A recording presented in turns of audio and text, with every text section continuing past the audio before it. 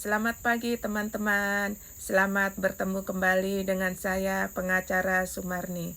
Kali ini saya akan membahas pertanyaan klien saya mengenai bisakah balik nama sertifikat kepada anak-anak saya yang masih di bawah umur. Tidak bisa Bapak Ibu ya. Balik nama sertifikat harus kepada orang-orang yang sudah dewasa, yang secara hukum bisa melakukan perbuatan hukum.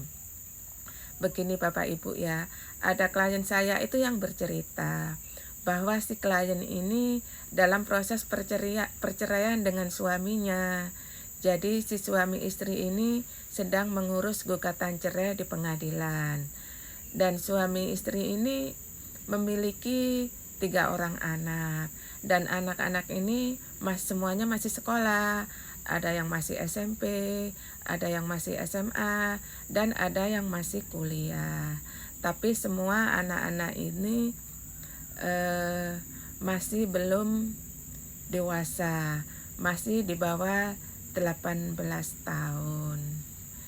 Jadi ya, belum bisa untuk balik nama sertifikat kepada anak-anak yang masih belum dewasa.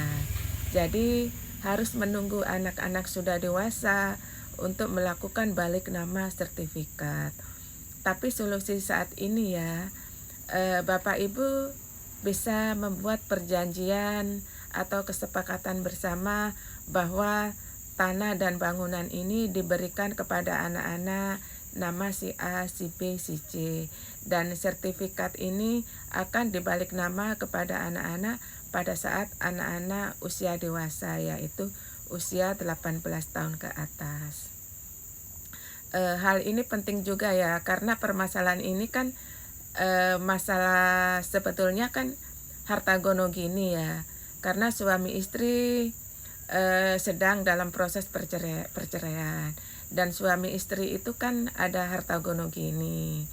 Jadi biasanya si suami dan istri itu kan negosiasi ya, bagaimana pembagian harta ini, untuk istri berapa, untuk suami berapa, dan untuk anak-anak berapa, supaya maksudnya tidak mengajukan gugatan harta gono gini ke pengadilan begitu ya.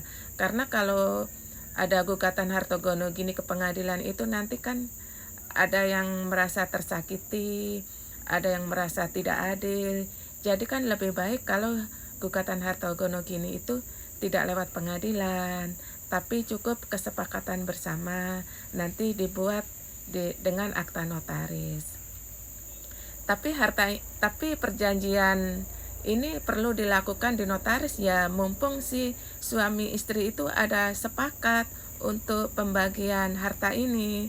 Karena kan seiring berjalannya waktu, bisa saja tiba-tiba suaminya menikah lagi dan tidak mau lagi membagi hartanya ke anak-anaknya.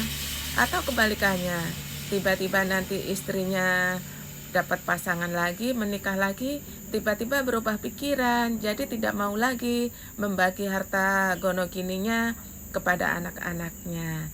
Jadi akan lebih baik atau lebih aman jika Bapak Ibu itu membuat perjanjian kesepakatan bersama di notaris dan disebutkan bahwa harta si ini untuk siapa, harta si B ini untuk siapa. Jadi jelas. Nanti balik nama sertifikat akan dilakukan pada saat anak-anak sudah dewasa. Jadi kalau bisa diantisipasi semuanya ya, sebelum segalanya menjadi rumit atau sebelum berubah pikiran.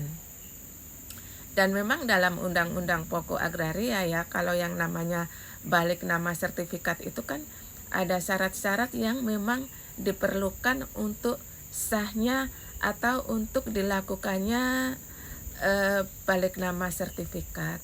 Salah satunya adalah KTP ya. Karena kalau tidak ada KTP kan otomatis Badan Pertanahan Nasional tidak akan memproses balik nama sertifikat. Karena apa ya?